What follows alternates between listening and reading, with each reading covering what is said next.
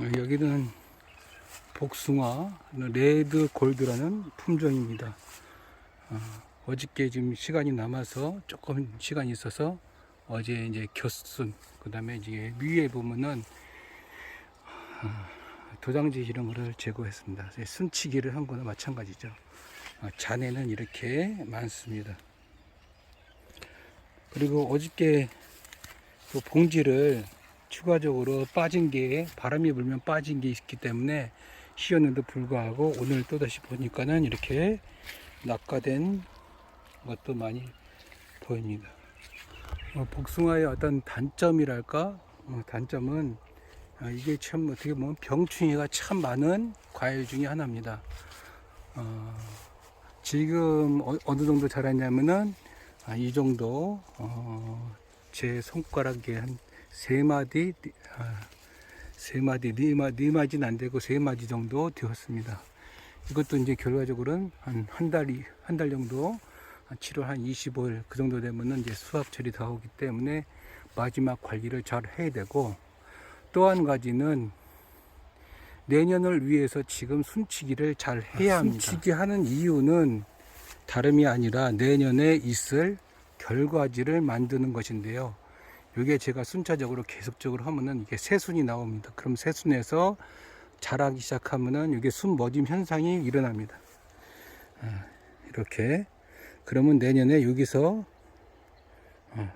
열매가 달리는 거죠.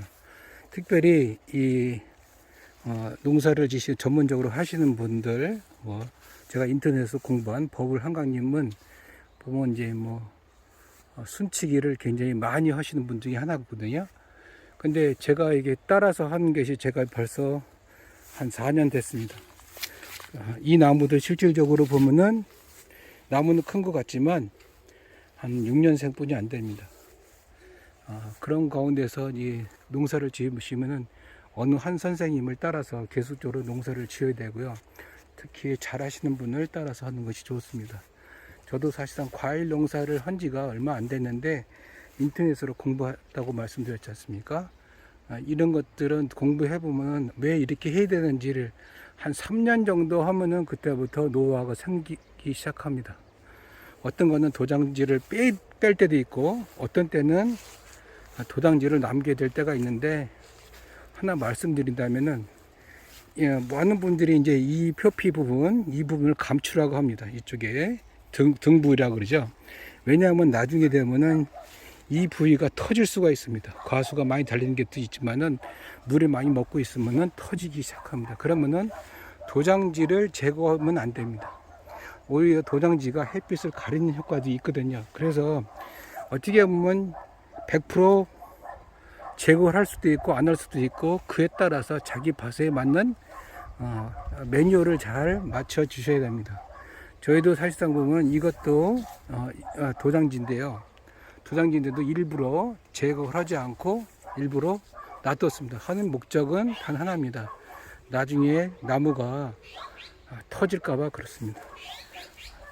많은 분들이 이제 인터넷을 따라 하시거나 그러시다 보면은 도장지를 안 좋게 생각하시는 분들도 있는데, 도장지가 굉장히 중요한 역할을 합니다. 도장지가 안 나온다 하면은 지금 나무의 성장은 없다고 생각하시면 됩니다.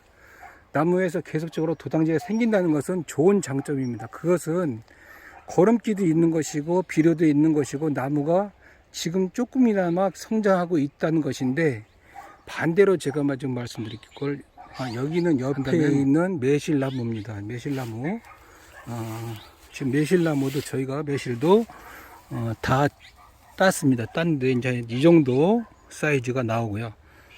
거의 골프공 정도 나옵니다. 이거는 이제 저희가 버리는 거거든요. 근데 지금 이것도 사실상 보면 빨간 잎새, 보시면 이게 도장지입니다. 도장지인데 이 나무의 수술을 봤을 때 45도 각도로 쭉 올라가다 보면은 빈 공간이 있습니다. 그 빈 공간에는 아무리 도장지라 하더라도 도장지를 제거하시면 안 됩니다. 도장지를 차라리 이거를 내년에 결과지로 쓰려고 하면은 이렇게 누우시는 방법도 필요합니다. 그러려고 하면 여기를 좀 가위를 해서 아상 처리를 하거나 그렇게 하는 경우도 있습니다. 저희도 지금 100% 빼지 않습니다. 100% 빼면은 나무가 늙어집니다. 늙어지면은 다시 회복하는 시간이 굉장히 많이 걸린다는 거 그렇습니다.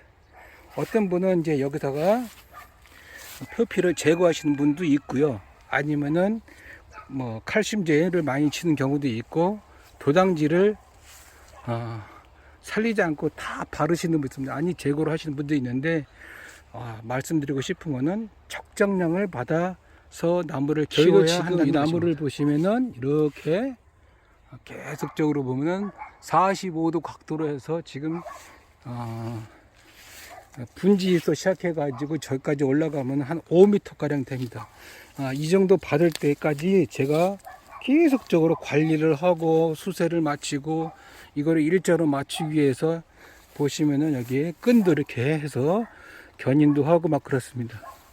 근데 사실상 보면 과실나무라는 게 쉽지는 않습니다. 계속적으로 관심을 갖고 공부를 하고 제가 만약 혹시나 농약을 잘못 쳐가지고 뭐 여기에 이파리에 무슨 다 떨어졌다 그러면 이것도 회복할 수 있도록 다시 도와주는 것도 주인이 해야 됩니다. 나무도 노력을 하겠지만 주인도 그거에 따라서 공부를 하셔야 합니다.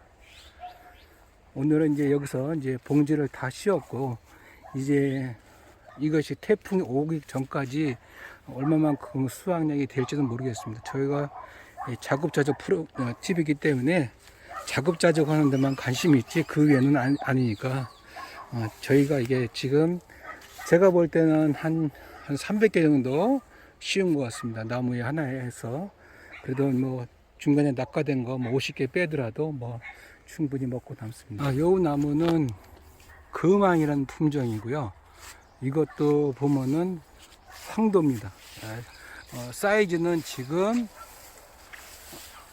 보면은 제 손가락 한 3지 정도 나와 있습니다.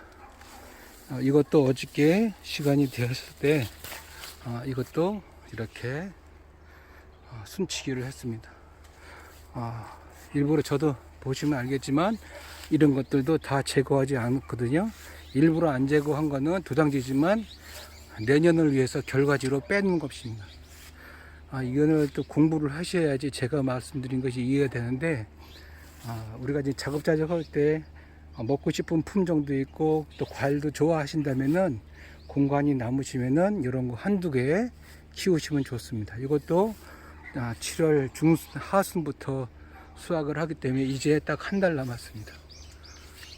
저기까지 나왔고요. 계속적으로 공부하시고 관심 가져주시고 하면은 농사는 노력의 결과에 의해서 식물이 자라고 또 죽을 수도 있으니까 관심 많이 가지시고 공부하신다면은 저보다도 더 잘하실 수 있는 분이 될 수 있습니다. 오늘 영상 감사합니다.